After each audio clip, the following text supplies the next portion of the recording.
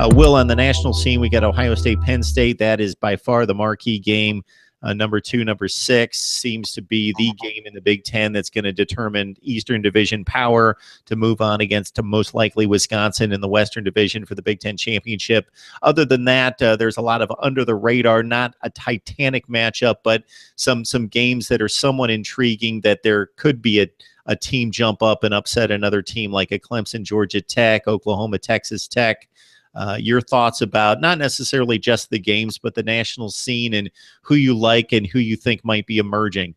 Well, obviously, Ohio State, Penn State. I think Penn State wins that football game. I think their offense is better, and it seems like Ohio State does not perform in big games right now. J.T. Barrett has just not been the quarterback that we all thought he would end up being, and Saquon Barkley and Tracy McSorley have been very good this year, and it just seems like one of those games where Ohio State's offense is going to go into a funk again, not move the football, and it's going to be a low-scoring, typical Big Ten battle, and Penn State pulls it out. You know, you look around the rest of the league or the rest of the nation. Yeah, Clemson hosting Georgia Tech tomorrow night. They're a 2-touchdown favorite. I took Clemson to cover the spread because I think a week off, the bye week, allowed Brent Venables to prepare for that Georgia Tech defense. He's been good against them in the past. Kelly Bryant's healthy, but man, Georgia Tech is, 2 points away from being undefeated. I mean, the loss to Miami 25-24, the loss to Tennessee, which is inexplicable now, 42-41. We could be talking about a top 10 showdown if Georgia Tech can make a play at the very end of the game. That's a game Georgia Tech's fully capable of winning. You look at Iowa State and TCU tomorrow. Matt Campbell, an up-and-comer. I'm interested to see what he's able to do with that program and if he stays there long enough to kind of rebuild them. But TCU's heading on a collision course for Oklahoma. Where do we go with that game? Does TCU trip and fall down in that situation, or do they go in and pick up a much-needed win? And then there's a couple Pac-12 games. Look, you know, you look out west in Washington and UCLA. You got a quarterback like Josh Rosen. You know he can throw the football around. Washington struggled in the first half. Is this a game where UCLA goes in and sneaks one out on UCLA, or excuse me, UCLA sneaks one out on Washington? So there's a couple in that mold that I'm kind of fascinated tonight. Not a ranked matchup, but Florida State and Boston College. You talk about another coach who all of a sudden he's yelling at his own fans in Jimbo Fisher. It's obvious that Florida State, it's crazy to me that you lose DeAndre Francois. And Francois is a great quarterback. For all the recruiting that Florida State's done, you lose your starting quarterback and you fall completely off the map. I mean, it's one thing to lose a game here and there. Florida State is called that bowl streak, 35 years, is in jeopardy. It shouldn't be that way. It shouldn't, not at Florida State, not the way they are. It shouldn't be that way. So even that game tonight is kind of fascinating. So you got a couple games like that I think, and then another ranked game tomorrow, Oklahoma State and West Virginia. Love watching West Virginia and Will Grier. Oklahoma State's got to win that one after that early loss to TCU to kind of stay in that round robin there that they've got the Big 12 to maybe get back in the playoff picture.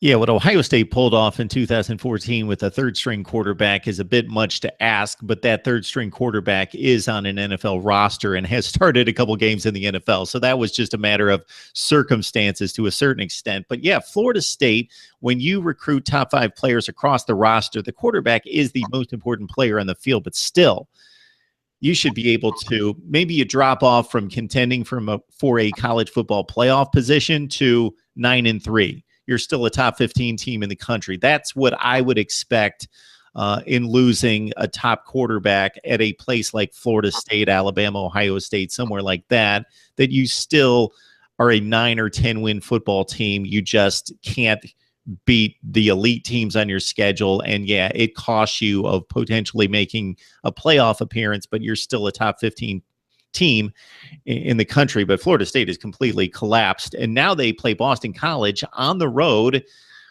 Complete talent discrepancy there, but Boston College has beaten Louisville and a Virginia team that was 5-1 entering the game last week back to back. So they might be capable of pulling off another win against Florida State. Yeah, and again, that's one of those games where it's baffling for Florida State because, like you said, you recruit that well. And look, I don't see another quarterback in the pipeline. They missed on Justin Fields, who went to Georgia. And so, look, I don't think Jimbo Fisher's in trouble. He shouldn't be. But that's one that, again, you kind of look at and you're interested to see how it plays out for them tomorrow. Staying in the ACC, Miami goes to North Carolina. They've got the potentially massive showdown next week against Virginia Tech and Blacksburg. So what upset do we see this kind of weekend that not only because the storyline of the season is becoming about coaches. We're seeing it more in my part of the country with the SEC when you see McElwain and what he's gotten himself into this week, when you see Butch Jones. We mentioned Kevin Sumlin, Brett Bielema. Not that Jimbo Fisher is going to get fired, but certainly you don't walk off the field and yell at a fan. You just don't do it. And then go into a press conference and say that he was attacking a player when that's clearly not what happened. So there's a lot of little pieces there. Now, when you start looking at coaches, here's another one. Kansas State plays Kansas tomorrow. No reason Kansas State should lose, but they're 3-4. Bill Snyder's, I think, 177 years old. He's got to retire at some point. And the guy in our state, Brent Venables, the defensive coordinator, you feel like he's waiting for that job. I would assume Kansas State's going to win that ball game, but at some point, Kansas State's got to usher in a new era, and David Beatty needs a big win. Can he maybe go in and sneak up on a Kansas State team that seems to be in a little bit of flux? So to me, as we finish up the final Saturday in October, one of the storylines is becoming coaches, interesting coaching situations across the country. We mentioned UCLA and Washington.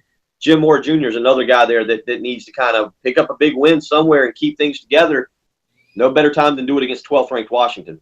Yeah, well, we've talked coaches a number of times and what's happened to the SEC in the last 4 or 5 years and a bit of a decline tied to the coaching ranks, not necessarily the player evaluation of recruiting rankings, that there should be any drop off there. But yeah, there's you could pick off like one coach per conference, especially looking at Mora at UCLA or the situation with Kansas State or Iowa State because of not a poor job, but Matt Campbell possibly moving on, Jimbo Fisher, as you mentioned right there in the ACC. But in the SEC, we could see complete upheaval during the offseason. And depending on the decisions made by athletic directors and administrations, we could see the SEC get back to a place where they're attracting the best coaches and they've got those guys in place to move some of these programs that are supposed to be better, Florida, Tennessee, to that next level. Or we could see continued upheaval and guys that are struggling to be heavy enough for those kind of jobs winning at the SEC level. So it could be a crossover year for the SEC at a crossroads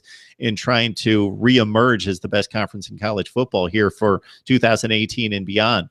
Well, and here's one other game that I think 3:45 tomorrow. South Florida hosts Houston. Major Applewhite comes in there. Kyle Postma has been playing pretty well. He beat out Kyle Allen earlier this year. Obviously, Houston lost that game to Memphis and Mike Norville last Friday night, I believe.